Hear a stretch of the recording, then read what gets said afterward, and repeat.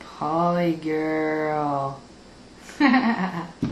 Story of the day. This is great. What's wrong, Chris? Huh? What are you doing? Listening.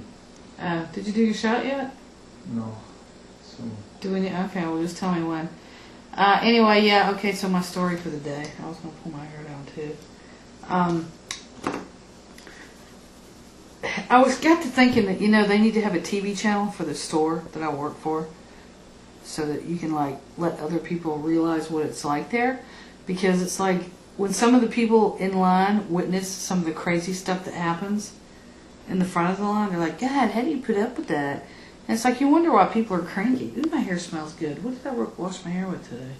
So anyway, yeah. This guy comes up to the counter and he's got a cell phone and it's a prepaid phone and he has one of those prepaid cards that go with the prepaid phone. And he's like, this is the third time this happened. I'm sick of this and I'm just going to make a big stinky ordeal if you don't do something about it. And I'm like, what's the problem? So he had the card, the prepaid card you get. He said, I bought this and it won't work. I tried to load it on the phone and it won't load.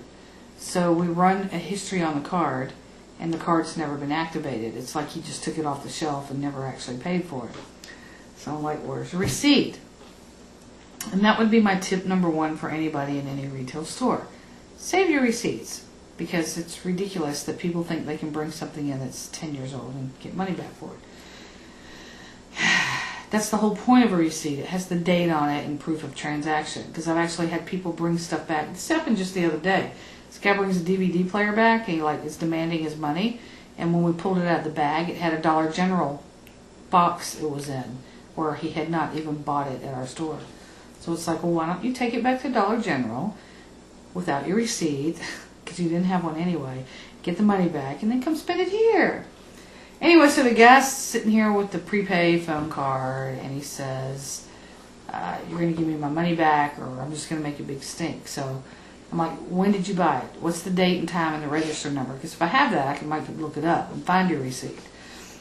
Well, he said, I mailed the receipt with some clothes to my children in New York. I'm like, well, I really need the receipt. So the card had never been activated anyway, so I'm like, no, I can't, there's nothing I can do for you.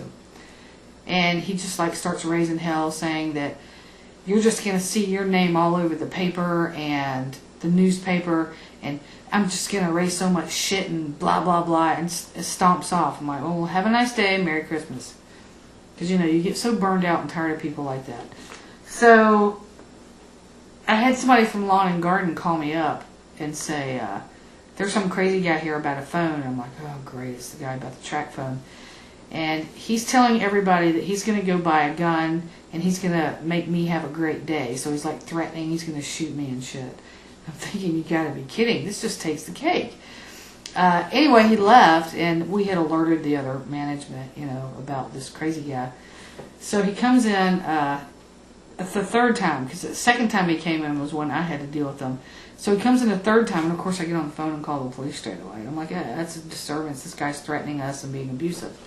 So he disappeared somewhere in the store again. He's got somebody else with him, and he walks out the door, and the cops pull up right at the right time. And I told the guy what he said, that he was going to get a gun and shoot me and shit. And so they started talking to him, and what wound up happening was we banned him from the store. But it turns out that he has a relative, like a sister-in-law or something, that works in the store. And she was really upset. And the brother came in looking for him, and he's like, he doesn't even have kids. The whole thing's a lie. He said it's a scam he does. He buys a card, uses it up, and then brings it back and keeps trying to get people to give him free time on the phone. And he said he's on medication, and if he's off his medication, he's been in jail apparently more of his life than he's been out of his life. And, he was upset too, and he's like, you just let me know and I'll talk to him. He said if he comes in here, he said just play along with him till you get the cops. So I'm like, oh, that's just great. So that was the story of the day, the crazy threatening gun guy. Yeah, so save your receipts. Wasn't that interesting? Another day in the life.